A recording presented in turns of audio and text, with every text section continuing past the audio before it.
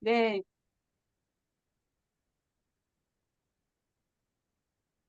본과 열린 특강으로 초대하겠습니다. 예, 오늘 신임숙 분과장님 감기 걸리셔가지고 제가 맡게 됐는데요. 쑥스럽습니다. 아마 이 열린 특강이 저희들로서는 세 번째 특강인 것 같아요. 그래서 감사한 마음으로, 박수로 시작을 하도록 하겠습니다. 네.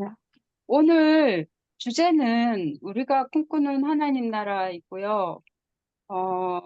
그리고 강사님은 장윤재 이화여대 교수님이시고 저희 부이사장님이셨죠. 연맹의 부이사장님이셨죠. 우리가 꿈꾸는 하나님의 나라가 주제여서요. 저희가 한국 IMC가 지향하는 하나님의 나라는 무엇인지, 우리가 목적하는 하나님의 나라에 대해서 목적문을 낭독하고, 우리 강사이신 장윤재 목사님의 말씀을 듣도록 하겠습니다. 제가 낭독하도록 하겠습니다.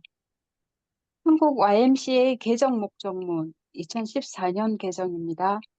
한국 기독교 청년회는 젊은이들이 예수 그리스도의 복음과 삶을 따라 함께 배우고 훈련하며 역사적 책임의식과 생명에 대한 감성을 일구어 사람과 정의와 평화의 실현을 위하여 일하며 민중의 복지 향상과 민족의 통일 그리고 새 문화 창조에 이바지함으로써 하나님 나라가 이루어지게 하는 것을 목적으로 한다.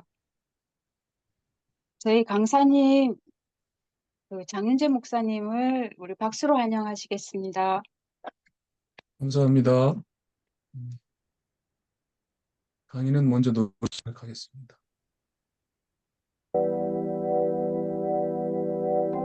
예습하게도 이제 저희들의 친구가 되어 주셨는데 아셨어요. 근데 이제 그 많은 주옥 같은 노래 중에서 그 노래가 오늘 주제하고 노래입니다. 얼어붙은 저 벌판 태양도 빛을 잃어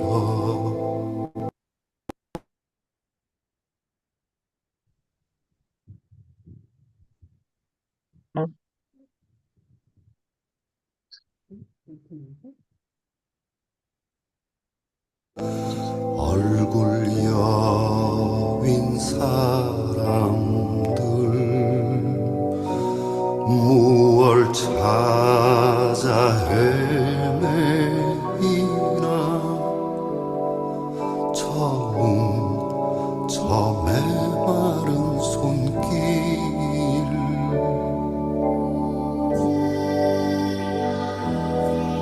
고향도 없다네 지쳐 몸 눕힐 무덤도 없이 겨울 한복판 버림받았네 버림받았네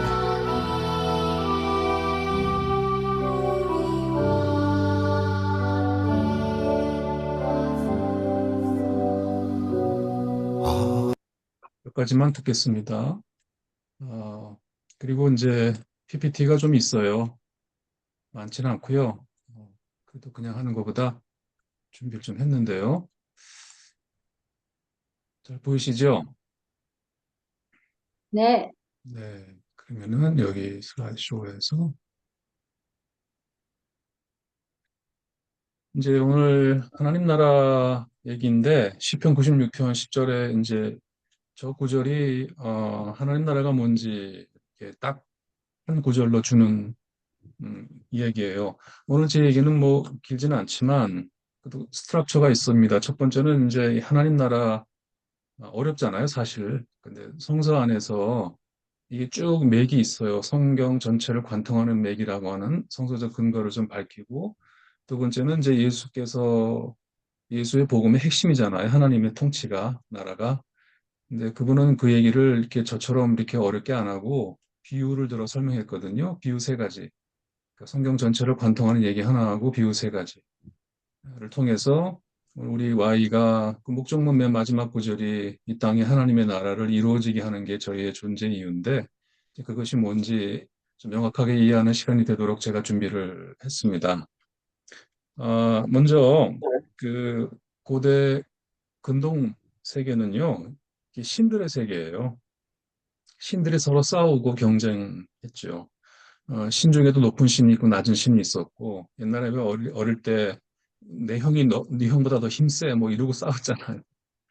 이제 그런 시대 때 이제 그 히브리 노예들이 이집트를 탈출한 사건, 출애굽 사건은 그 자기들의 그 여호와라고 하는 자기들의 신이 다른 모든 신을 이긴 사건이었어요. 그게 그렇게 해석이 됐어요.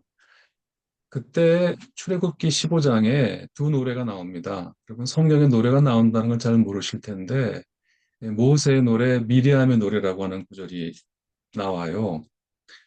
그 중에서 이제 모세의 노래는 출애굽기 15장 전체가 모세의 노래인데 이렇게 시작해요. 이제 가락은 뭔지 모르겠으나 내가 여호와를 찬송하리니 그는 높고 영화로우시고 말과 그 병거들을 바다에 쓸어 넣었습니다. 이런 노래가 시작이 되거든요. 그랬더니 이제 그 누이 미리암도 따라서 화답을 해요. 보면 이제 너희는 여호와를 찬송하라. 그는 높고 영화로우시고 말과 거기 탄 자를 바다에 쓸어 버렸습니다. 이렇게 이제 남매가 노래하는 노래가 나옵니다. 근데 이 노래의 끝이 출애굽기 15장 18절에 그 여호와께서 영원토록 다스리실 것이다. 요 구절이 나옵니다. 자, 요 구절이 출애굽기 15장 18절이 사실은 우리가 하나님 나라 하나님의 통치할 때 이 모든 것의 가장 첫 번째 이야기가 거기에 나옵니다. 여러분 아시지만 제가 좀 이따 들려드릴게요. 왜 핸델의 오라토리오 메시아에서 제일 유명한 노래 있죠. 할렐루야, 할렐루야. 이 노래 중에도 보면은 왜 또 주가 길이 다스리시리 이 구절이 출애굽기 15장 18절이에요. 하나님이 다스리신다. 하나님이 통치하신다. 저 거짓 신들이 아니고 저 우상들이 아니고 불의가 아니고 마몬이 아니고 정의와 평화의 하나님이 영영토록 다스리실 것이다. 요 시작이 노래로부터 시작돼요. 누구 노래라고요? 모세와 미리암의 노래. 요게 하나님의 나라가 맨 먼저 시작된 얘기예요. 자, 이것이 이제 맥을 타고 이어집니다. 시편에 가면은요, 저렇게 47, 93, 96, 97, 98, 99편을 학자들이 대관식 시편이라 그래요. 대관식이 뭔지 아시죠? 누가 왕으로 등극할 때 그 머리에 관을 씌워주는 거잖아요. 나폴레옹은 지가 지 머리에 관을 씌웠으나, 근데 저 시편에 보게 되면은 이렇게 주제가 세 가지가 나오는데 이 세상의 진정한 왕이 하나님이시다라는 그런 주제가 쭉 나와요. 어, 여러분 그 왜 그 유대인들은 그 로시 하샤나라고 하는 그 우리가 말하면 신년인데 신년이 되면은 이 시편들을 낭송해요. 새해가 되면은 이 시편들을 낭송해요. 이 새해가 왔는데 새 세계가 열렸는데 이 세계의 주인이 왕이 하나님이시다 하는 주제가 첫 번째 나오고요. 두 번째가 재밌는데 여호와께서 다스리신다라고 하는 말을 여호와께서 심판하신다. 온 세상을 심판하신다. 불의를 바로잡으신다. 가난한 사람들을 긍휼로 심판하신다. 라고 하는 단어가 계속 나와요.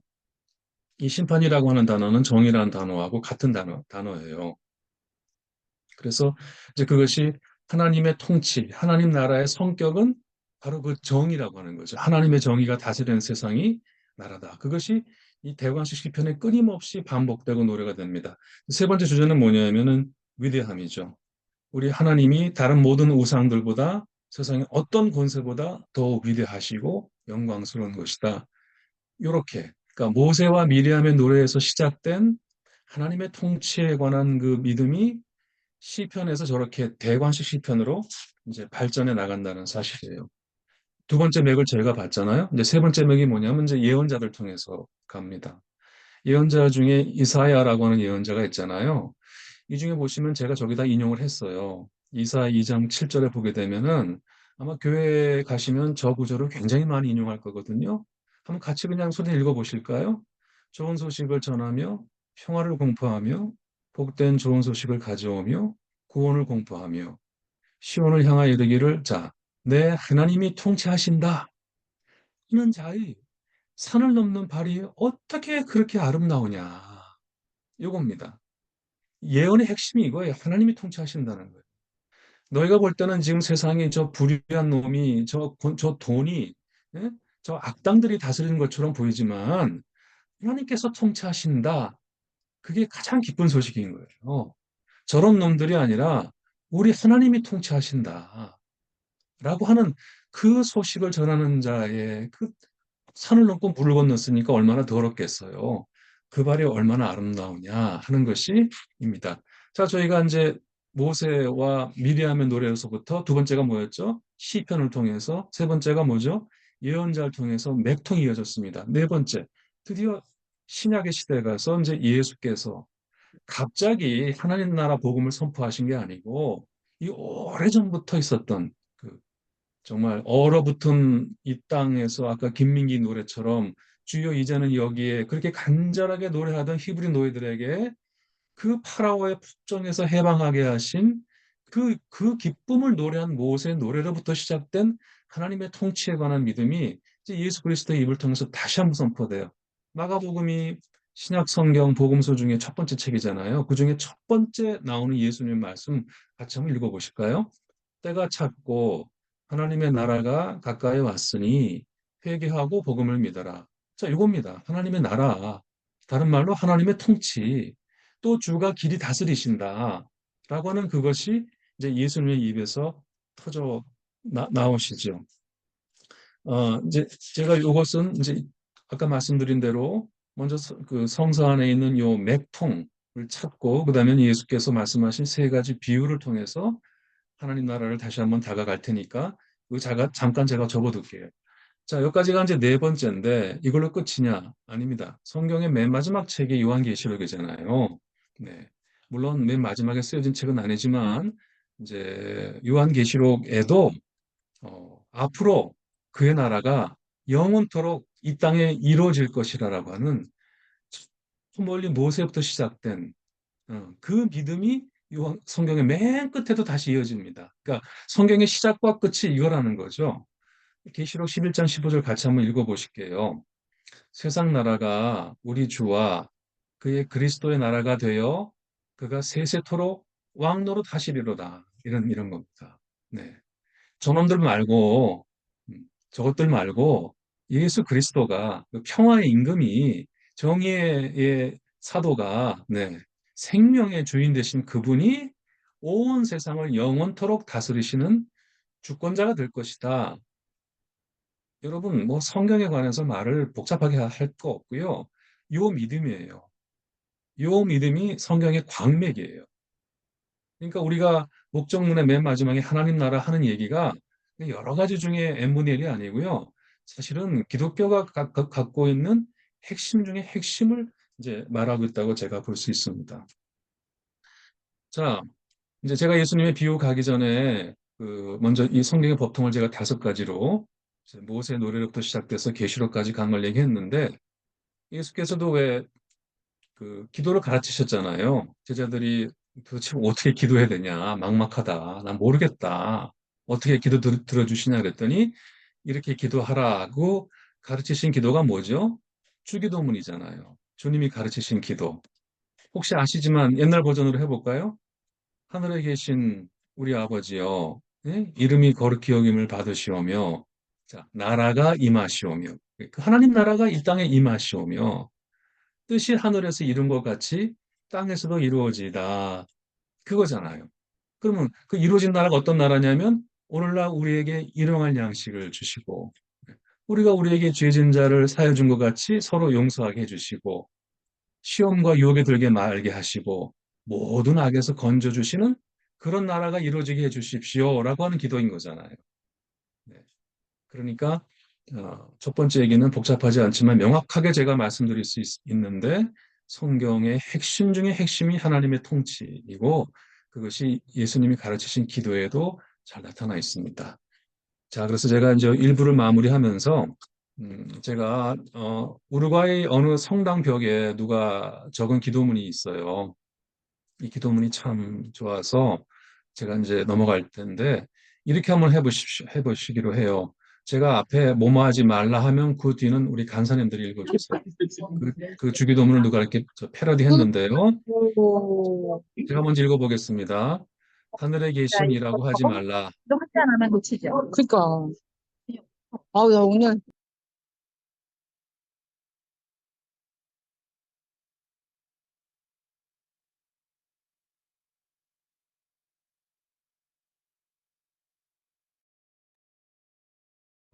소리가 그동안 들리셨죠?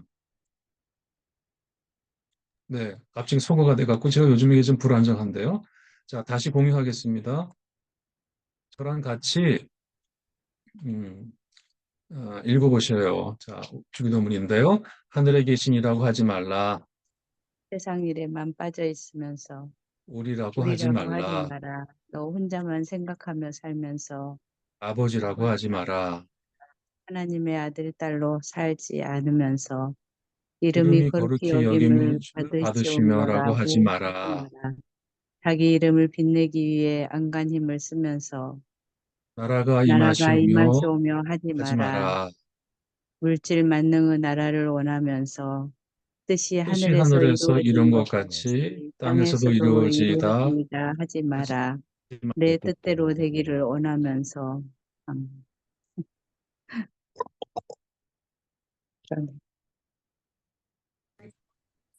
계속 이렇게 제가 좀 컴퓨터를 바꾼다면 좀 불안합니다. 네, 그냥 제가 읽겠습니다. 자, 그리고 오늘 우리에게 일용할 양식을 주옵시고 하지 마라. 가난한 이들을 본체 많지 하면서 우리가 우리에게 죄 지은 자를 사하여 준 것 같이 우리 죄를 사하여 주시오 하지 마라. 누구에게 아직도 앙심 품고 있으면서 우리를 시험에 들게 하지 마옵시고 하지 마라. 죄 지을 기회만 엿보고 있으면서 다만 나에게서 고하소서 하지 마라. 악을 보고도 아무런 양심의 소리를 내지 않으면서 이 주기도문 기도가 참 제 마음에 와 닿아서 제가 이렇게 적어봤습니다. 자, 1부를 마치면서 제가 그 류영선 님의 노래를 또 하나 준비했어요. 오늘 제가 준비 많이 했죠? 했는데 예, 여기 보면은 이 제가 지금까지 말씀드린 이 얘기를 참 세상에 한국에 우리 저 작곡가 류영선 씨가 그 주께서 왕이시다라고 하는 노래 아마 들어보시면 금방 아시겠지만 그 노래만큼 성경의 법통, 맥통을 잇고 있는 하나님의 통치에 관한 이 비전을 가장 정확하게 가사로 담은 노래가 없습니다. 다시 한번 이 노래 한번 1절만 들어보시면 바로 이겁니다. 그러니까 성경 전체를 줄이면 예수 그리스도 복음에서 가장 정말 뭐 유리구슬처럼 나온 그 얘기는 뭐냐면 주께서 왕이시라예요. 주께서 다스리신다고. 그게 하나님의 나라거든요. 노래 같이 들어보실게요. 제가 준비했습니다. 끊어지지 않았으면 좋겠는데요. 자, 소리 공유.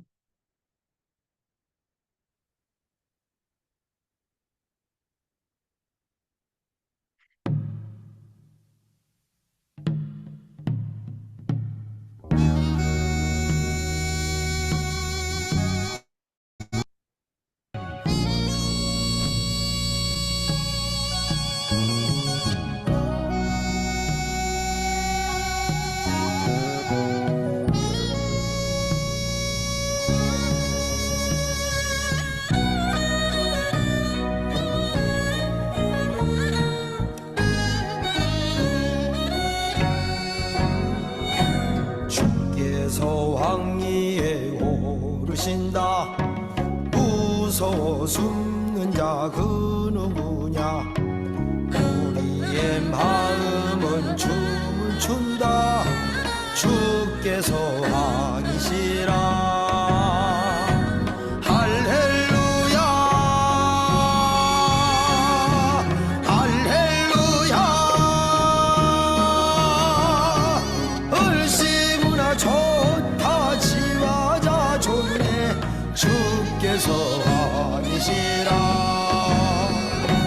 승리의 오른팔 쳐드신다.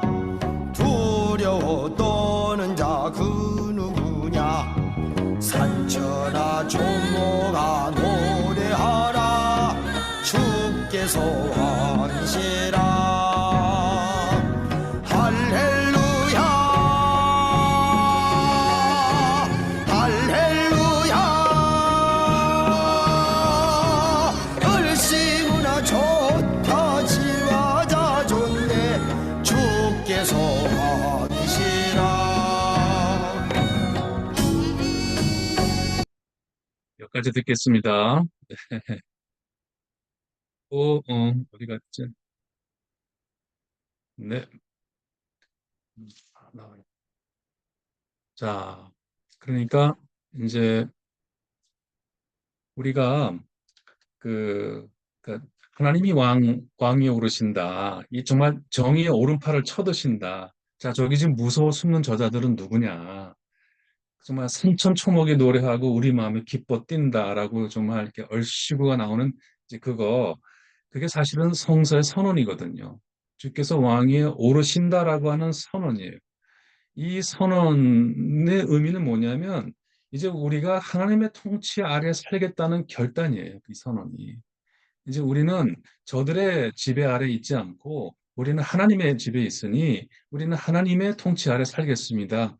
라고 하는 그런 결단이고 고백이다. 그러니까 세상의 모든 거짓된 신들, 우리가 신처럼 모시는 무서워하는 권세, 권력, 재물, 명예, 이익, 이데올로기에서 돌이켜서 모든 신들 위에 계시는 참신이신 하나님만 섬기며 살겠다. 이제 이것이 이제 성서의 하나님 나라 신앙이다. 이 말씀을 이제 드렸습니다. 자, 두 번째로 이제 다시 이제 그 PPT로 돌아가서 제가 아까 말씀드린 대로 세 가지 비유로 짤막하게 하지만 또 핵심적으로 그 예수님 당신이 이제 말한 하나님 나라가 어떤 나라인지를 보겠는데요. 오늘 제가 볼 비유는 세 가지 비유예요. 하나는 평소에 제가 이제 각 지역 와에 가면은 종종 했던 겨자풀의 비유 하나가 있고요. 보통 교회에서는 겨자씨의 비유라고 잘못되어 있는 게 있고요. 두 번째는 이제 어느 부자와 나사로, 거지 나사로의 비유를 통해서 말씀드릴 거고, 세 번째는 소위 잘못 알려져 있는 비유가 있는데 탕자의 비유라고 잘못 알려진 비유. 정확한 명칭은 잃은 아들들의 비유. 이 세 가지 비유를 통해서 사실은 성경에 수많은 주옥 같은 비유가 나오는데 오늘은 제가 그중에 세 개만 픽해서 그러면 이 성경에 흐르는 이 하나님 나라 신앙을 예수께서는 어떻게 알기 쉽게 설명하셨는지 하는 것을 좀 보겠습니다. 먼저 겨자풀의 비유 한번 보시죠.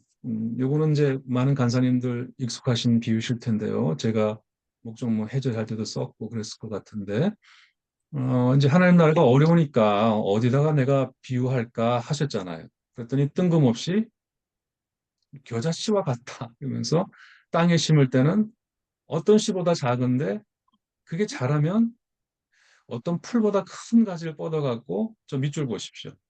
공중의 새들이 그늘에 깃들인다. 제가 긴 말씀 안 드릴게요. 이게 마가복음에 나오는 이제 비유인데 다른 복음서에는 조금씩 다 변형이 있어요. 뭐 나무가 된다는 것도 있고 나무에 가지에 깃들인다 그랬는데 저 밑줄을 주목해 보셔야 되는데요. 이 비유를 들으면은 여러분이 지금부터 타임머신 타고 2000년 전에 팔레스타인에 좀 학교에 가본 적 없는 어민이고 농민이 되어 보신다고 생각해 보세요. 이 비유를 듣고 여러분이 어떤 반응을 보이셔야 되냐면은 처음에는 막 배꼽 잡고 웃으셔야 돼. 말이 안 되는 얘기를 했거든요. 식물학적으로 농사 지은 사람은 말도 안 되는 얘기를 지금 했기 때문에 웃다가 얼굴이 하얗게 돼야 이 말씀이 무슨 말씀인지 이해가 되는 거죠. 자, 겨자 보셨어요? 겨자 보여드릴게요. 요게 겨자예요. 나무 아니에요. 1년생 풀이거든요. 그리고 얼마나 생명력이 강한지 이게 한번 번지면 참 뭐라 그럴까요? 참 뽑아내기 힘들어요. 사실은 이스라엘 농민들은 이 겨자를 잡초로 여겨서요. 그 농사가 잡초의 싸움이라고 하잖아요. 이거 뽑아내는 싸움이었는데 이제 그만큼 강한 생명력을 가진 나라라는 거죠. 자, 그럼 다시 한번 보면은 이 비유를 듣고 사람들이 왜 처음에 웃냐면은 전 밑에 밑줄이 말이 안 돼요. 네. 자, 보십시오. 이렇게 풀섭이잖아요. 저 풀섭에 뭐가 많습니까? 지금도 시골에 가면은 깨끗한 곳에 가면은 이렇게 길거리에 뭐가 쑥 지나가죠? 풀 사이로 뱀이 지나가잖아요. 네. 뱀이 지나갑니다. 그러니까 어떤 미친 새가 공중의 새가 그 그늘에 깃들인다라고 하는 것은 말이 안 되네. 그런 새가 없어요. 예수께서 일부러 틀리게 말씀하신 거죠. 알아들으라고. 왜냐하면 이것은 2000년 전 이스라엘 사람들은 욥 이 얘기를 듣고 알고 있었거든요.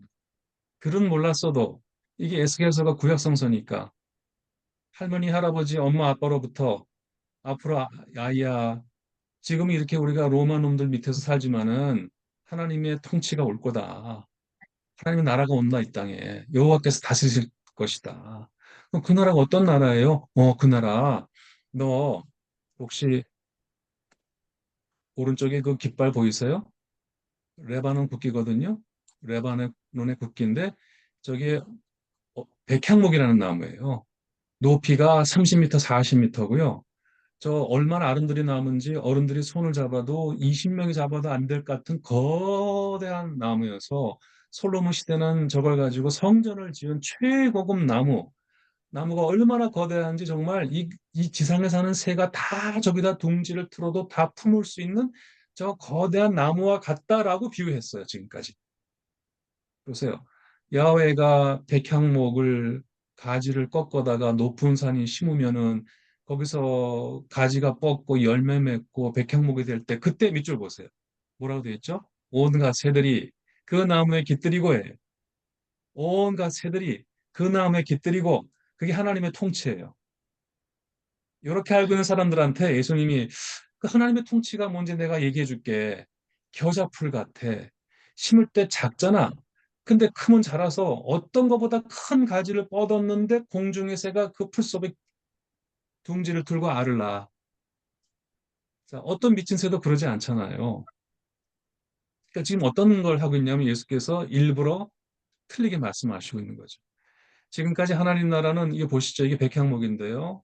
이게 거대한 권세, 잎은 이런 나무들 같아서 이런 나라는 정말 뭔가 백형목 같이 고귀한 사람들, 의로운 사람들, 학식도 있고 덕망도 있고 그런 사람들만 들어갈 수 있는 나라라는 이미지를 전복하고 계신 거죠, 의도적으로. 그래서 막 깔깔대고 웃다가 얼굴이 하얘지는 겁니다. 한번 살짝 따라해 주시겠어요? 정결법. 자, 요게 이제 우리가 여기서 하나님 나라라고 하는 이 어려운 신학적 개념을 제가 오늘 골라온 세 가지 비유는 공통적인 면이 있는데 이걸 잘 들어보시면 오늘 우리들의 운동에 통찰력을 얻을 수 있다고 생각하는데요. 역사 첫 번째 줄은 말씀 안 드릴게요. 유대인들이 참 깔끔 떨어요. 정말 정결한 것과 더러운 것을 구분하고요. 그는 워낙 약소민족이어서 다 강대국에 침략당하고 그냥 피가 섞이고 문화가 섞이고 다 뺏기기 때문에 정말 그 모세가 가르쳐준 그 종교법, 안식일을 지키고 목숨 거쳐 11조를 바치고 외국인과 혼혈하지 않고 이거를 목숨처럼 지키는 정결법, 네. 그걸 통해서 민족의 정체성을 보존하고자 했던 것이 몇백 년이 흘러 예수 시대가 되면은 그게 말하자면 못 배운 것들, 그다음에 율법을 지키지 못하는 것들, 가난한 것들을 정죄하는 수단이 돼버려요. 폭력 수단이 돼버리죠. 네. 자, 맨 마지막에 제가 이제 노란 줄로 가난한 자라고 했습니다마는 우리가 뭐 교회 가면은 뭐 죄인 말하는데 예수님 시대 때 죄인은 오늘 우리가 교리화된 그 죄인과 다르죠. 교회 가면은 아담의 죄를 유전으로 물려받은 원죄를 가진 우리 그렇게 말할지 모르지만 예수님은 그 원죄 얘기를 하신 게 아니에요. 자, 그 당시에 그럼 누가 죄인이었냐면 누가 이 정결법에 의해서 죄인으로 낙인 찍혔냐면 밑줄입니다. 가난한 자들입니다. 자, 몸에 장애가 있으면 다 죄인이라고 했어요. 저도 지금 기억나 어릴 적에 누가 병 걸리면 저 조상들의 죄로 저렇게 병 걸렸다고 저주받았다 그랬거든요. 지금 2000년 전이에요. 네. 창녀, 세리, 귀신 들린 사람, 요즘을 말하면 이제 다 정신병 환자들이겠죠. 전부 다 뭐죠? 다 죄인들이에요. 네. 그 사람들이 죄인들이에요. 깨끗하지 못한 자들이에요. 네. 그리고 특히 가난한 자들이 죄인으로 됐죠. 왜냐하면 그들이 율법을 지킬 수가 없었으니까 가난해서. 그런데 안식일 날 아무것도 일하지 않아야 되는데 정말 일용직 노동자가 아이들이 울고 있는데 그날도 일을 안 나갈 수 없는 사람 죄인 되는 거죠. 이제 그런 세상 속에서 이제 예수께서 이렇게 말씀하시는 거죠.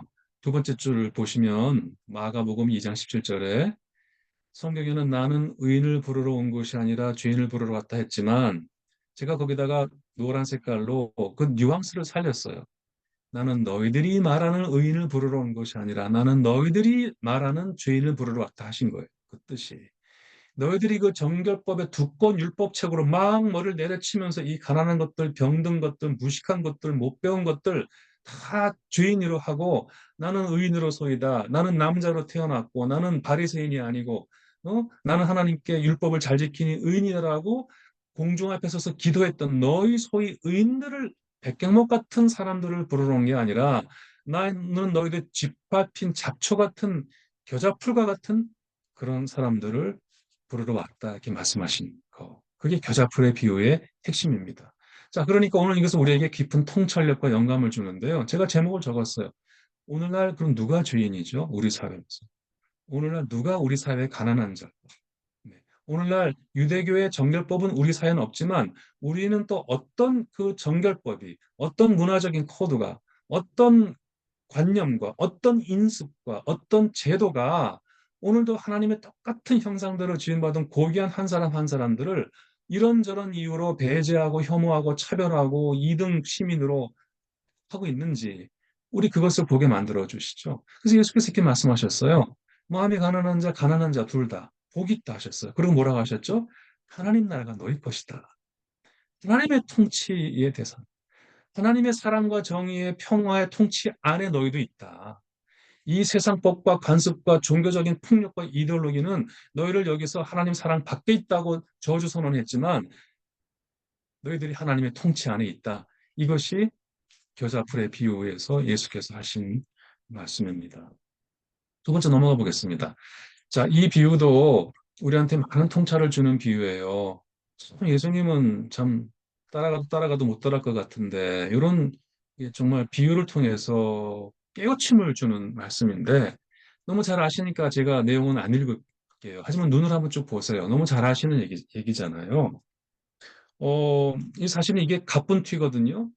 이게 어느 상황에서 나온 비유냐면은 너희가 하나님과 재물을 동시에 섬길 수 없다라는 말 하니까 사람들이 막 비웃었어요. 저 사람이 아니 이게 돈이 얼마나 좋은 건데 거기서 힘이 나오고 하는 건데 저런 말을 하냐라고 비웃자 불쑥 꺼낸 얘기가 이 얘기예요. 갑자기 이 얘기를 해요. 잘 아시지만 저기 부자가 어떤 옷을 입었다 그랬습니까? 자색옷과 고운 옷을 입었다 그랬어요. 이게 여기는 안 나와 있지만 그 당시를 조사해 보면 저 사람이 왕족이란 얘기예요. 왕족만 자색 옷을 입었어요. 아무나 입는 옷이 아니에요. 그 색깔은요. 자, 그 다음에 집대문 앞에 누가 있었죠? 나사로가 있었어요. 여러분 예수님의 비유 가운데 수많은 비유 가운데 유일하게 이름이 나온 게 나사로밖에 없어요. 근데 누구였죠? 거지였잖아요.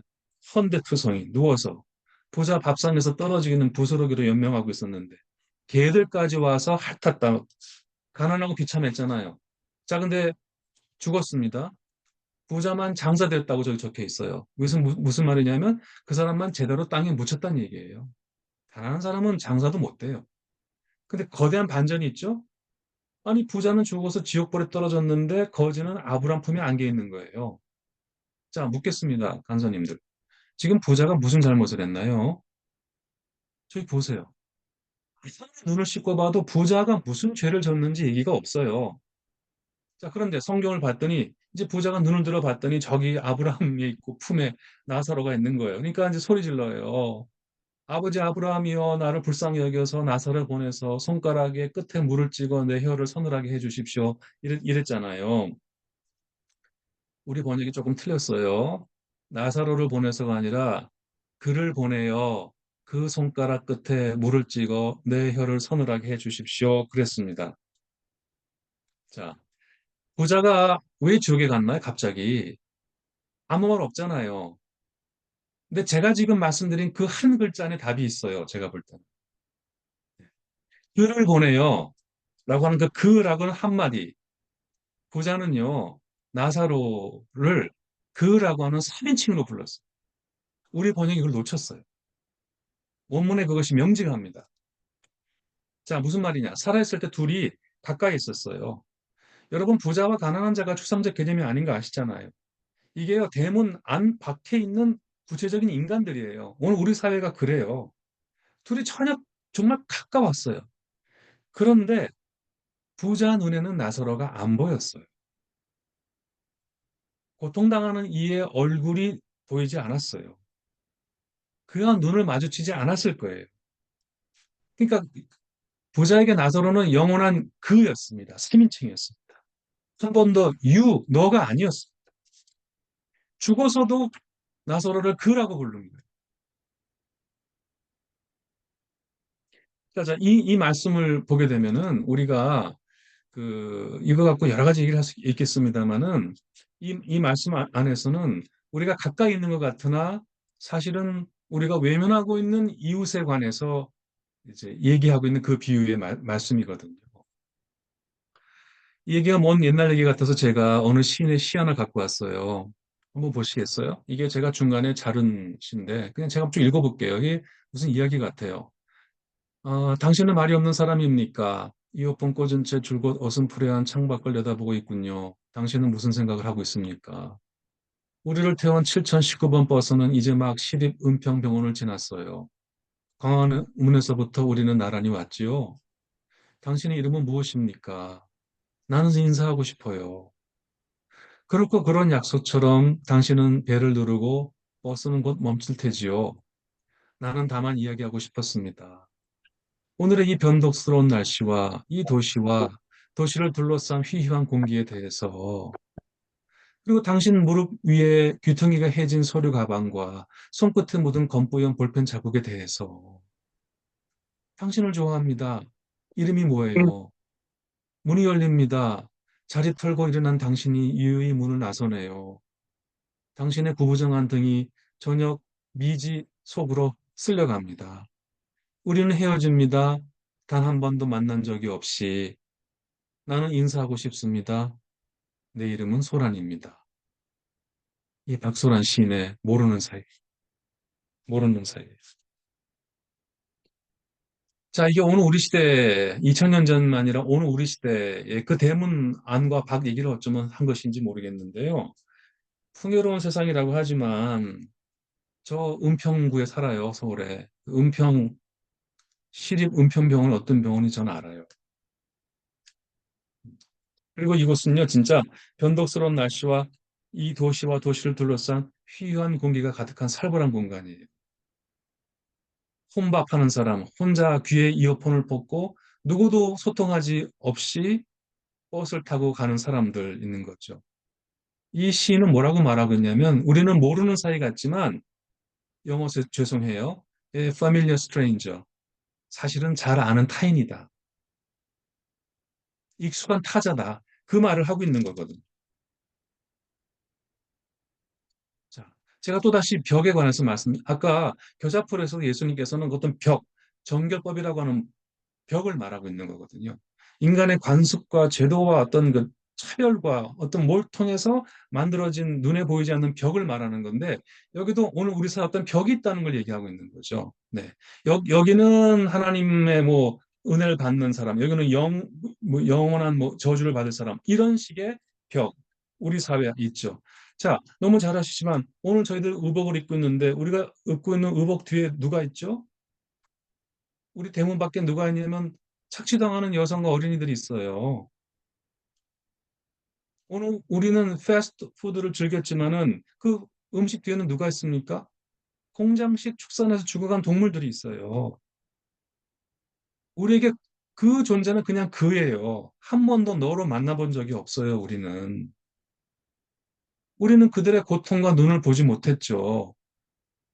왜냐하면 그 고통을 은폐하는 시스템이 있잖아요, 지금. 벽이 있잖아요. 현장이 있습니다. 담벼락이 있습니다. 미국의 시인 로버트 프로스트가 이렇게 시를 적은 게 있는데 여기 제가 안 갖고 왔습니다만 담장을 딛기 전에 내가 물었다. 내가 담장 안에 두려고 했던 것은 무엇이고 담장 밖에 두려고 했던 것은 무엇인가? 그러니까 아마 벽을 쌓으려고 했던 것 같아요. 담장을 쌓는데 쌓다가 생각이 난 거예요. 내가 이 안에 뭘 두고 저 바깥은 뭘 바깥으로 내려고 지금 담을 쌓고 있는 거지? 얘기했습니다. 후자와 나사로 사이에 담 하나 있었어요. 대문 하나 있었어요. 근데 예수님은 자기가 그 대문 집 바깥에 있던 그 나사로와 같은 존재라고 얘기를 하는 거예요. 잘 아시지만 마태복음 25장의 그 최후의 심판 기사에서 뭐라 그래요? 갑자기 예수님이 한쪽은 영생에 다른 쪽은 영벌에 들어가는 사람을 가르면서 너는 내가 굶주리고 목마르고 나그네 되고 헐벗고 병들고 옥에 갇혔을 때 찾아와 주었니 안 찾아주었니 이러면서 영생과 영벌을 가르는데 지금 우리 앞에 당신이 익숙한 타자로 네, 거지 나사로처럼 우리 앞에 줄인 모습으로 있다라고 말하는 거거든요. 그러면서 뭐라고 말하냐면 그 영생에 처하는 자들에게 이렇게 말해요. 너희들은 내가 줄일 때 먹을 것을 주었고 목마를 때 마시게 했고 나그네 됐을 때 영접했고 내가 헐벗었을 때 옷을 주었고 내가 병들었을 때 돌보았고 내가 옥에 갇혔을 때 와서 보았던 사람들이라 하면서 네, 뭐라고 선포하시죠? 마태복음 25장 34절인데요. 창조부터 너희를 위하여 예비한 나라를 상속받아라 그랬어요. 여기 하나님 나라예요. 창세부터 너희를 위하여 예비한 그 나라를 너희가 상속받게 될 것이다. 이제 그것이 하나님 나라라고 하는 것이죠. 마지막 비유 드리겠습니다. 이제 요거는 사진 한 장 갖고 있습니다만은 너무 잘 아시는 비유고요. 뭐 입만 열면 목사님들이 탕자의 비유, 탕자의 비유 그래서 회개하면 다 하나님 받아주신다라고 참 초점을 놓쳐버린 해석들을 많이 하는데요. 제가 제목을 재밌게 달하지 않았어요. 잃어버린 아들들의 비유고요. 이 비유의 가장 훌륭한 그림은 신학적으로도 훌륭한 그림은 전 미술은 잘 모르지만 이 렘브란트의 그림이에요. 저거 왜 유명한 거 아시죠? 제가 확대는 어렵습니다만 그 상자의 그 등을 이렇게 아버지가 이렇게 대고 있는데 여러분이 보실 때 저 왼손, 그러니까 아버지의 오른손은 굉장히 가냘픈 여성스러운 엄마의 손을 그렸고요.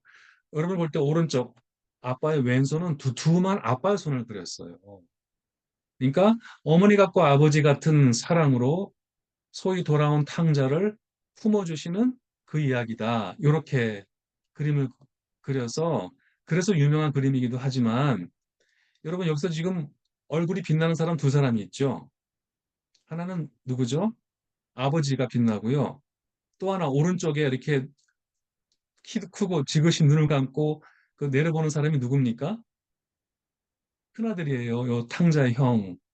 자, 제가 지금 이 비유의 제목이 틀렸다고 말씀드려요. 왜냐하면 그것이 성서를 중간만 보다가 덮어버렸으니까. 잃어버린 아들들이니까 뭐예요? 둘째뿐만 아니라 첫째도 잃어버렸다는 얘기를 하고 있는 비유인데 우리가 놓쳤고 이것이 또 하나님 나라의 비유예요. 이것이 하나님 나라의 비유예요. 또 다른 벽에 관한 얘기인데요. 자, 얘기를 가봅니다. 자, 탕자 뜻이 뭐예요? 탕자. 탕이라는 것이 물을 흐리게 하다는 뜻이잖아요. 그러니까 물을 흐리는 아들이라는 얘기고, 이 얘기는 목사님들이 무언 죄를 져도 회개하고 돌아오면 다 받아준다. 이렇게 이제 해석을 하죠. 근데 오늘 우리는 조금 다르게 봐야 돼요. 예수님의 비유 가운데 제일 긴 이야기예요. 그리고 이 비유의 주인공이 누군지 아세요? 탕자가 아니에요. 이 비유의 주인공은 누구냐면 저 아버지예요. 어, 그리고 이 비유의 두 번째 주인공은 누구냐면 사실 두 번째 주인공이자 이 비유의 청중이에요. 이 비유가 누가 들으라고 한 얘기인지가 중요한데요. 바로 오른쪽에 서 있는 저 아들과 같은 사람 들으라고 한 얘기예요. 누가복음 15장에 이렇게 얘기해요. 모든 그 세리와 주인들, 소위 정결법에 의해서 죄인으로 낙에 찍힌 사람들이 예수님께 가까이 오니까 자, 소위 의인들, 그 바리새인 서기관들이 수근수근 거렸어요. 야, 이 사람이 죄인들을 모아놓고 밥 먹는다. 어? 함께 더러움을 탄다. 그래 못마땅했어요.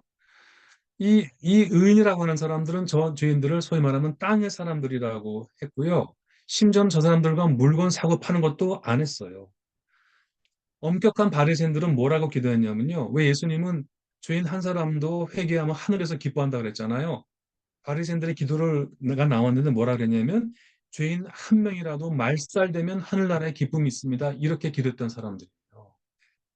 근데 이런 사람들한테 예수님께서 자, 그 잃은 거 세 가지 비유를 말씀드렸어요. 그 중에 세 번째가 요 얘기인데 첫 번째는 여러분 혹시 그 잃은 양 얘기 들어보셨죠? 양이 100마리가 있는데 한 마리 잃어버렸더니 그 99마리 내버려 두고 찾아와서 어깨 메고 와서 너무 즐겁지 않냐? 다 같이 잔치하자 했던 비유. 두 번째는 뭐죠?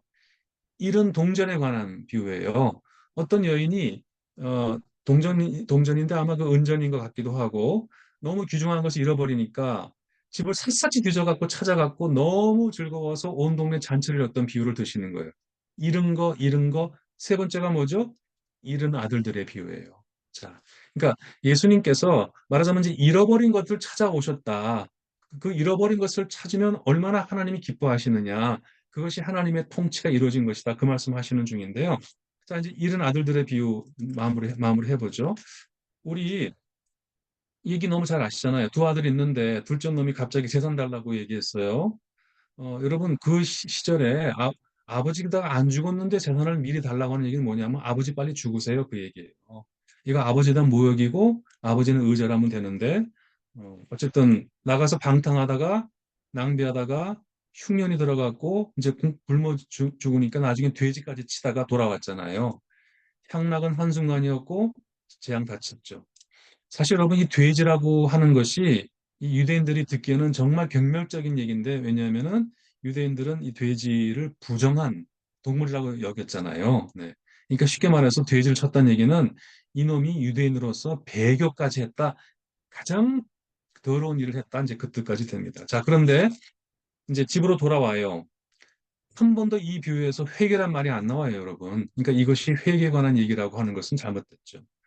근데 이제 한편의 영화가 펼쳐지지 않습니까? 아버지는 목이 빠져라 문 밖에 서 있다가 지평선 위에 아들의 머리가 보이니까 그냥 달려가 갖고 아들을 껴안고 목에 입을 맞추고 집에 돌아와서 어떡합니까? 제일 좋은 옷을 내어다 입히고 아니 그 송아지는 무슨 일가 있어? 살찐 송아지를 잡아다가 잔치를 벌였습니다.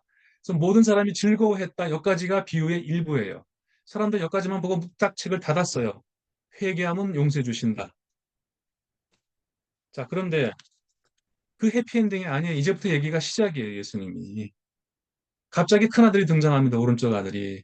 우리는 지금까지 한 번도 그 사람한테 주목하지 않았습니다. 자, 이 아들이요. 큰아들은 성실한 아들이에요. 그때도 밭에서 일하고 있었어요. 근데 집에 가까이 오는데 풍악 소리가 들려요. 그래서 이게 뭔 일이냐 물어봤더니 아니, 당신 동생 돌아왔다. 아버지가 살찐 송아지 잡아 잔치한다. 그러니까 머리끝까지 화가 난 거예요. 중년의 사내였을 거예요. 자기는 소처럼 일만 했거든요. 성실하게 아버지 모셨거든요. 둘째는 초랑망탕하지 않았어요. 화가 나요, 안 나요? 자, 그 아들이 잔치에 안 들어오니까 그 아버지가 나가서 먼저 손을 내밀어요. 큰아들이 쏘아붙이죠. 아니, 내가 오랫동안 아버지 밑에 아버지를 섬겼거든. 아버지 가산을 거덜내버린 이 둘째 아들 돌아왔다고 살찐 송아지 잡습니까? 라고 합니다. 근데 그때 성경 구절 보게 되면요. 너무 재미있어요.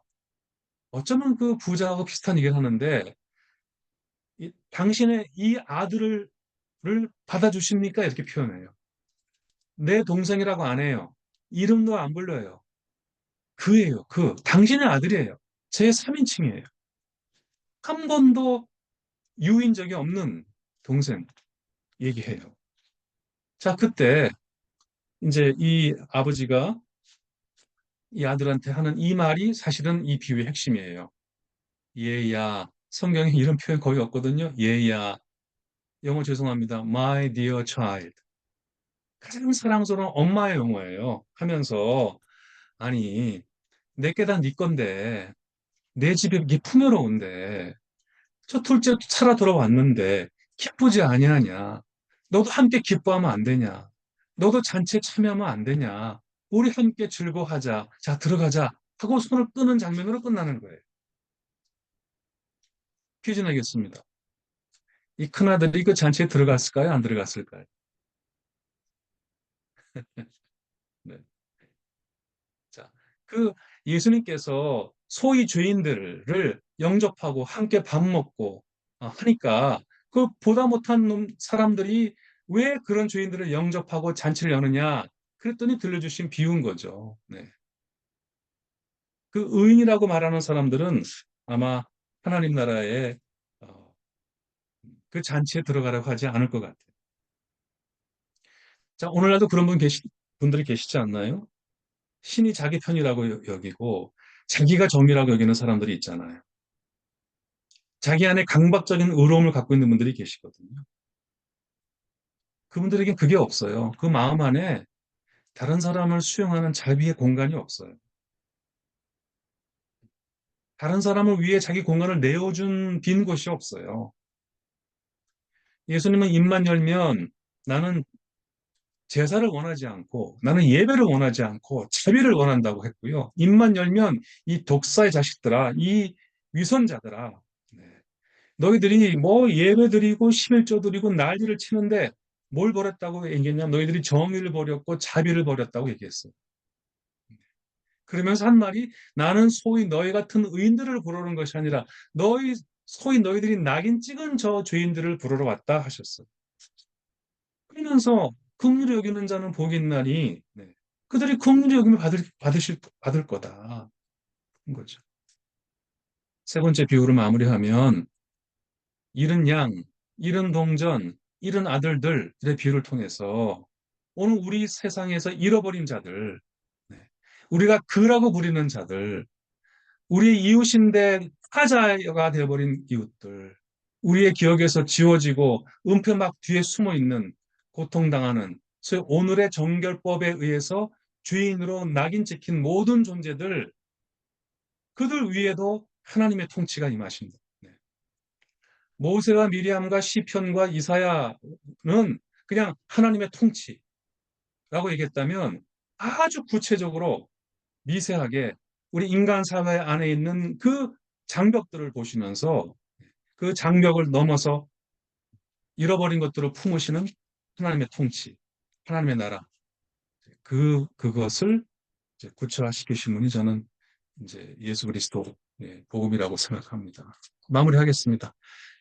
자, 마무리는 제가 갑자기 또 베드로 생각이 나서 갖고 왔어요. 왜냐하면 요즘 우리 모두가 다 베드로와 같은 사람들이 아닐까 싶은 생각이 들어서 베드로 갖고 왔는데요. 한번 그림만 먼저 보시면은 뭐 고야 저기 또 렘브란트 다 유명한 사람들인데요. 저렇게 이제 왼쪽 아래는 좀 이렇게 뭐랄까 울퉁불퉁한 진짜 듬직하지만 바위 같지만 저게 이제 예수님 세 번 부인하고 부끄러워서 그렁그렁 눈물 있는 돌쇠 같은 거고요. 가운데는 두 번째는 그레코 그림인가 조금 더 얍상하지만 하늘을 멍하게 쳐다보는 눈물이 그렁그렁 고여 있어요.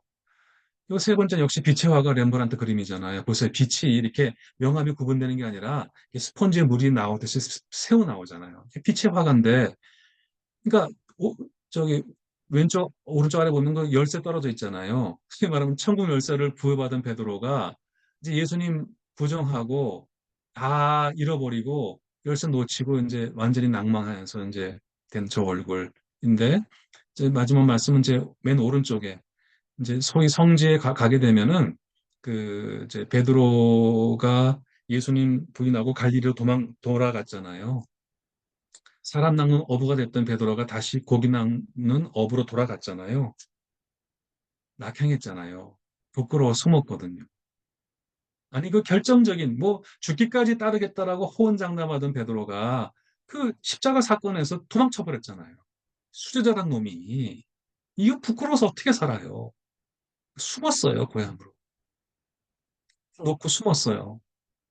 하나님 나라 운동하다가 도망쳤습니다. 자, 근데 부활하신 예수님이 그를 찾아갔다는 얘기가 이제 성경에 나오죠. 밤새도록 고기를 잡은 물고기로 함께 자, 아침 식사하자라고 초대해 놓고 드디어 베드로에게 이제 말을 꺼내시죠. 베드로가 제일 무서워했던 순간이 왔어요. 그 유명한 구절 다 아시죠? 요한의 아들 시몬아 네가 나를 사랑하느냐. 이렇게 세 번 물으신 거 아시죠? 요한의 아들 시몬아 네가 나를 사랑하느냐. 요한의 아들 시몬아 네가 지금도 나를 사랑하느냐. 요한의 아들 시몬아 네가 이 모든 것보다 나를 더 사랑하느냐. 그랬어요. 여러분들 그 질문이 가만히 보면 재밌는 게 두 가지가 있는데 네가 나를 사랑하느냐 그랬어요. 과거형이 아니고 현재형이에요. 혹시 우리 헤어진 연인한테 뭐라고 말해요? 네가 날 사랑하긴 했니? 그러잖아요. 이거 시제가 뭐죠? 과거형이에요. 원만 가득하잖아요. 근데 예수님은 네가 지금도 나를 사랑하느냐? 현재형을 물었어요. 현재 마음을 물어보셨어요. 두 번째는 베드로야라고 안 불렀고 뭐라 불렀죠? 요한의 아들 시모나, 요한의 아들 시모나 그랬어요. 사실요, 이 베드로의 본명이 시몬이에요. 근데 그 이름을 누가 바꿔줬죠? 예수님 당신이 바꿔줬어요. 얼마나 믿음이 듬직한지 그 반석 같다, 페트라 같다 그래서 너는 이제부터 베드로라 부를 것이다. 너는 돌덩이다, 반석이다.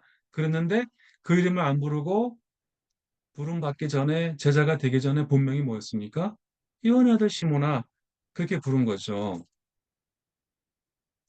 베드로의 예수님에 대한 그 첫사랑의 기억을 소환하는 저는 화법이라고 생각을 해요.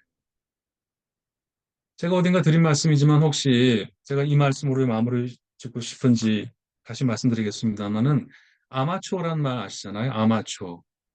저희들한테는 그 뉘앙스가 좀 좋지 않은 뉘앙스예요. 왜 이래 아마추어 같이 프로답지 않다는 거잖아요.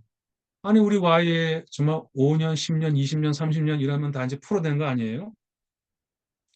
근데 이 아마추어란 말이 원래 경기에서 직업적으로 돈 받고 하는 사람이 아닌 사람을 가리키는 말인데 이 말의 어원이 뭔지 아세요? 아마추어? 한번 살짝 따라해 주시겠어요? 아모르. 그 어느 가수가 왜 뭐 아모르 파티라는 노래를 불렀잖아요. 그때 그 아모르. 네, 알 발음은 굴려야 되는데 뜻이 뭐냐면 사랑이잖아요. 자, 그럼 아마추어가 어떤 존재냐면요. 사랑하니까 하는 사람이 아마추어예요. 그러니까 돈 때문이 아니고요. 이기려고 하는 게 아니고요. 그냥 좋아서 하는. 이게 사랑하기 때문에 하는 사람을 아마추어라고 불러요. 그러니까 예수님이 베드로야 부르지 않고 요한의 아들 시모나 한 것은 뭐죠? 그거 프로페셔널이 되기 전에 본래 그 아마추어의 이름을 다시 불러내신 거예요. 그 제자가 되기 전에 그의 그 풋풋했던 그 첫사랑을 기억을 불러내신 거죠. 사실 신학적으로 보면요. 그 하나님의 사랑도 아마추어 사랑이에요. 아니, 하늘 높은 곳에 계시는 신이 왜 인간의 몸을 입고 와서 침뱉음 당하고 모욕당하고 말한다고 알아들어요? 사람들이? 그 얼마나 위험한 일을 합니까? 십자가에 왜 달려요? 왜 바보같이 지 못에 못 치는 사람들 쓸어버리지? 왜 당해요? 하지만 하나님의 사랑도 말하자면 아마추어 사랑인 거죠. 어떤 아내가 남편한테 물었대요. 당신 나 사랑해? 남편이 뭐라 그랬죠? 사랑해. 근데 아내가 다시 물었대요. 당신 나 사랑해? 남편이 아니 사랑한다니까? 그랬어요. 아내가 세 번째 물었대요. 당신 나 사랑해. 자 이제 큰일 났잖아. 이제 이게 뭐 뭐가 내가 뭐 잘못한 게 있나 해갖고 아니 무슨 일이야. 나 정말 사랑해. 여러분 그럴 때 여러분 그때 만약에 남편의 그 눈동자가 오른쪽으로 올라가서 면은 거짓말인 거 아세요? 그러니까 여러분 보실 때 남편의 눈동자가 왼쪽으로 올라가면 사실 그때 거짓말하고 있는 확률이 높대요. 왜냐하면 그 눈동자가 오른쪽으로 올라갔다는 얘기는 지금 좌뇌를 사용하고 있다는 얘기거든요. 사랑해야 된다고 말해야 돼라고 하는데 이 좌뇌가 아시지만 이성과 논리의 뇌잖아요. 자, 예수님이 세 번째로 내가 나를 사랑하느냐라고 했을 때 베드로가 뭐라 그랬냐면 근심했다 그랬어요. 근심했다. 근데 그 정확한 번역은 서운했다. 서운했다. 번역이 좀 이상해. 아니, 좀 서운하지. 아니, 내가 열심히 일하는데 뭘 자꾸 물어봐. 그럼 뭐예요? 내가 뭘 잘못했나? 못 믿나 하는 소원감이 들잖아요. 그만큼 철저하게 예수님은 베드로의 그때 그 마음을 확인하고 나서 베드로의 마음 확인하고 나서 한 말이 뭐죠? 여기 있는 말이에요. 제가 제목으로 내 양을 먹이라. 근데 제가 거기다 괄호치고 이게 빠진 말을 넣었어요. 제가 뉘앙스 살리면 내 잃은 양을 찾아 내 잃은 양, 잃은 동전, 잃은 아들들 찾아. 너희들이 담 밖으로, 문 밖으로, 장벽 바깥으로, 경계 바깥으로 몰아낸 저 자들을 다 찾아서 하나님의 통치 안으로 들어오게.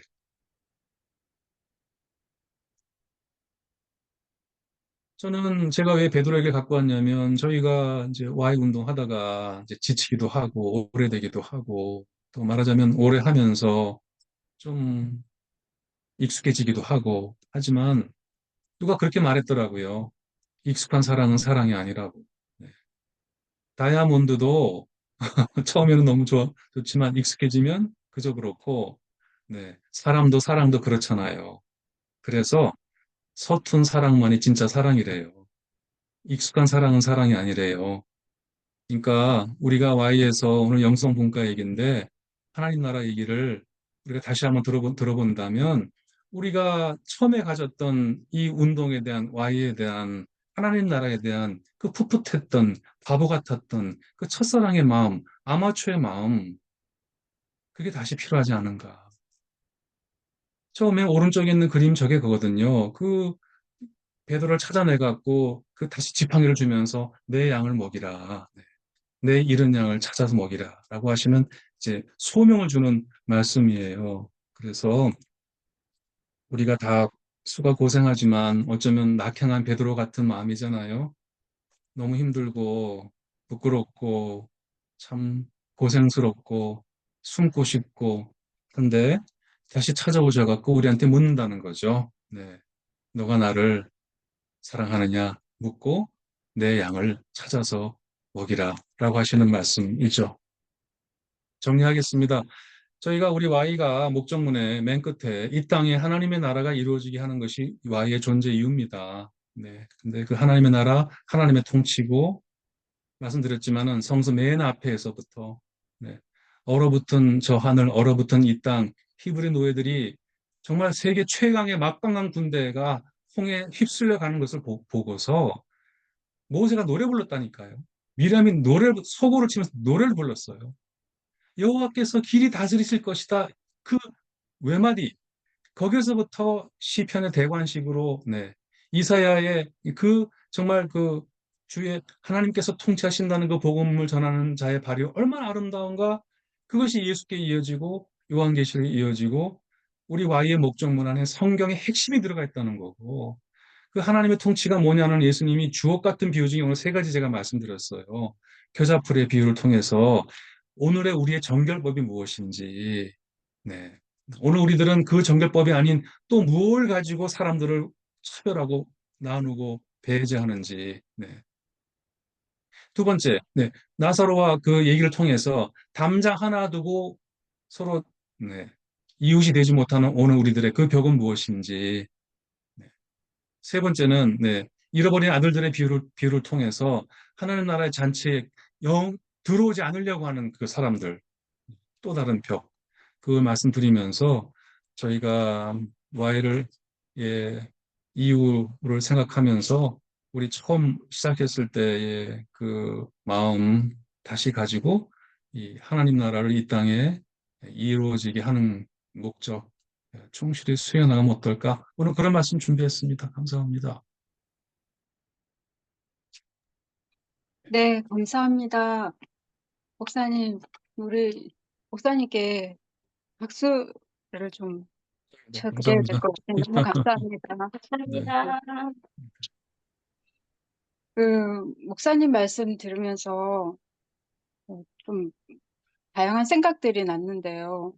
그 처음에는 내 이웃을 내 몸과 같이 사랑하라라고 하는 성구가 떠올랐다면 마지막에는 미국의 남북 전쟁이 떠올랐습니다. 그래서 링컨이 어, 하나님 하나님이 우리 편이 되는 것이 아니라 내가 하나님 편에 서 있는지에 대해서 이야기했다는 그 얘기가 있는데, 어, 어쩌면 믿는 사람들 사이에서의 갈등 관계에서 우리가 정말 내가 하나님 편에 서 있는지에 대해서 생각해 봐야 될 지점들이 좀 많이 있는 것 같아요.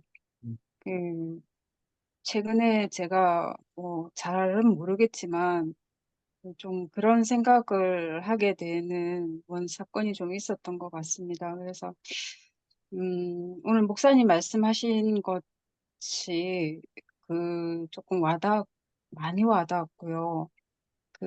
진짜 이거는 참 어떻게 할래도 잘 안 되는 진심 어린 사랑으로서 진짜 참 사랑으로 내 형제를 사랑해야 되는 이 숙제를 다시 한번 되새겨 주시는 게 아닌가 이런 생각이 들었습니다. 그리고 제가 이제 여기까지만 제가 진행하고 우리 그 분과장님이신 신임숙 분과장님께 마이크를 넘기겠습니다. 네, 우리 장윤재 교수님 오늘 좋은 말씀 너무 감사드리고요. 그리고 오늘 또 특별히 광양 YMC 직원분들이 많이 참여하셨어요. 우리 광양 YMC 사무총장님께서 광양 Y 직원들을 가능하면 다 참여해라라고 또 좋은 강의를 안내해 주셨는데 우리 김정원 총장님 오늘 강의 듣고 어떠셨는지 한 말씀 부탁드립니다. 저희 계시는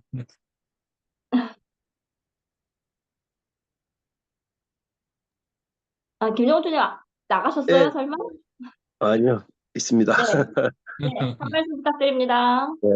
그때 오셔가지고, 광양까지 오셔가지고, 예, 귀한 말씀 해주시고, 또 오늘 그때 못다한 이야기를 예, 정말 아쉬웠었는데, 하나님 예, 나라에 대해서 오늘 이렇게 또 잘 설명을 해주셔가지고, 너무 감사드리고, 프로페셔널이 아니라 아마추어 사랑을 해야 되겠다, 이런 생각, 그리고 내 주위에 그 긍휼히 여겨야 될 사람들이 너무 많이 있다라는 것, 우리가 담을 저도 그 나사로 이야기는 정말 많이 묵상을 했는데 왜 나사로가 그 부자가 죄진 것도 없는데 네, 지옥에서 그러니까. 그렇게 고통당하고 있을까? 제 나름대로는 적극적으로 이 이웃을 찾지 않았다 이런 생각을 했었는데 오늘 보니까 그 그로 그렇죠. 너와 나로 만나지 못했던 그런 부자의 모습도 보게 됐습니다. 우리가 만나는 모든 사람들을 그렇게 너와 나 동일하게 그렇게 만나고 사랑하면 좋겠다. 네, 그래야겠다. 또 YMCA가 그래야 되겠다. 이런 생각을 네, 많이 하게 되는 시간이었습니다. 네, 고맙습니다. 감사합니다. 감사합니다. 네. 그리고 오늘 많은 분들이 함께 해주셨는데 그 한국 YMCA 간사회 영성 분과가 꽤 오래된 분과예요. 그래서 저희가 한 달에 한 번씩 이렇게 모여서 자체 공부를 하고 있는데 작년부터 1년에 2번은 열린 특강으로 하고 있습니다. 그래서 저희가 이제 그 12월 달에 하반기에 열린 특강을 한 번 더 하게 될 예정이고요. 그리고 이 영성분과 처음에 만드시고 그리고 처음에부터 초대 분과장을 지내셨던 그 김재용 목포아이 전 사무총장님 지금 들어와 계시거든요. 인사도 하시고 한 말씀 좀 부탁드리겠습니다. 힘드셨군요. 네. 아이고, 우선 우리 그 간사님들 반갑습니다. 한 4, 5년 된 것 같네요, 이게.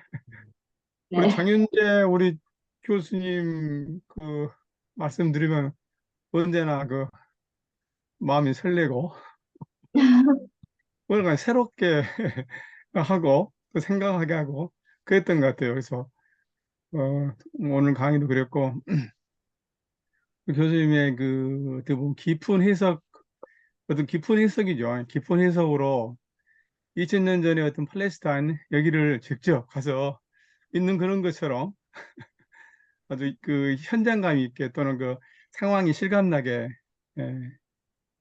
들을 수 있었습니다. 하여튼 감사드리고요. 뭘까? 아줌마의 그 내 양을 먹이라 이런 말씀들이 지금 어떻게 보면 이제 우리는 이제 함께 나이가 뭐 50, 60 넘고 그래서 뭐 그렇게 된 사람들이 그러는데 네. 우리 보면 지천명 하잖아요. 뭐 하늘의 뜻이 뭘까? 천명 알아간다 그런 것처럼 내 양을 먹이라 하게 지금 내 양을 먹인다는 게 지금 나의 입장에서는 뭐일까? 이런 음, 생각 해보게 되는 좋은 시간이었습니다. 음, 말씀 감사합니다. 네, 감사합니다. 감사합니다. 그리고 한국 IMC에서 가장 지금 앞장서서 팔레스타인 문제를 연구하고 공부하고 계시는 분이 계세요. 우리 음, 그 이은희 총장님, 또 음. 팔레스타인 관련한 말씀 좀 해주시고 말씀 잠깐 부탁드립니다. 뭐 그 팔레스타인 관련한 건 없고요. 안타깝기만 하죠. 한국을 봐도 음. 그렇고 밖을 봐도 그렇고 오늘은 제가 영성분과로 뭐 열심히 활동하는 멤버는 아니지만 그래도 오래간만에 장윤재 교수님 말씀 있는 시간으로 알고 또 인사드릴 겸 또 우리 선후배 간사님들 인사 나눌 겸 참석을 했고요. 교수님 말씀 들으면서 안타깝고 죄송했던 게, 우리가 10년 전에 목적문, 예전에 이제 한 40년 선배님들이 목적문 만들어 놓고 이제 구체 과제가 없어서 이제 목적문만 읽고 감동 감화만 받고 무엇을 할 것인가에 대한 생각이 좀 부족했던 거 아니냐, 우리가. 그래서 이제 목적문을 만들고 이제 비전 선언문까지 해서 7대 과제까지 만드는데, 음. 40년 전 선배들이나 지금 우리랑 똑같다. 왜냐하면 7대 과제로 비전 선언문을 만들어 놓고 10년이 지났지만 그것이 우리 안에 어떻게 구체화되어지고 있고 진행되어지는 건지에 대한 피드백 작업을 또 못하고 있는 거 아닌가. 그렇기 때문에 오늘 말씀 중에서도 주셨지만 하나님 나라를 말씀을 주시면서도 우리 YMCA가 사회적인 메시지로 갖고 있는 하나님 나라의 비전과 소명은 무엇인가에 대한 질문이 또 다시 또 오게 되는 것 같습니다. 그래서 그런 부분에 관련해서 우리 교수님 모시고 그것을 충실하게 모대한 것이 또 좀 이렇게 후회스럽고 안타까운 말씀 들으면서 내내 그런 시간이었던 죄송스러운 시간이었던 것 같습니다. 그래서 또 향후에 그런 기회들을 좀 이제 또 잘 만들어가는 영성분과 모임 우리 선후배 동역자들이 되면 좀 나서주면 좋겠다 이런 생각을 좀 가져봤습니다. 오래간만에 인사드려서 너무 감사했습니다. 감사합니다. 네, 오늘 영성분과 열린 특강을 통해서 우리가 YMCA 운동에 대한 첫 마음을 좀 돌아보게 하는 그런 시간이었던 것 같습니다. 그래서 하반기에 있을 열린 특강에도 꼭 함께 해주시길 바라겠고요. 퇴근하시고 월요일 되게 피곤하실 텐데 오늘 함께 해주셔서 정말 감사합니다. 우리 장윤재 교수님 그리고 우리 함께 해주신 모든 분께 너무나 감사드리고요. 우리가 기념 촬영을 한번 하겠습니다. 제가 화면 모두 켜주시고요. 제가 YMCA 하면 파이팅 이렇게 한번 해주세요. 그리고 우리 이창호 국장님 좀 찍어주십시오. 사진을 잘 찍으시더라고요. 자, YMCA 파이팅 찍으셨나요? 네. 그다음에 YMCA 사랑합니다 한번 더 하겠습니다. YMCA 사랑합니다. 네, 찍으신 것 같아요.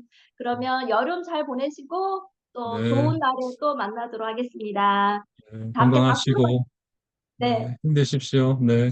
네, 감사합니다. 감사합니다.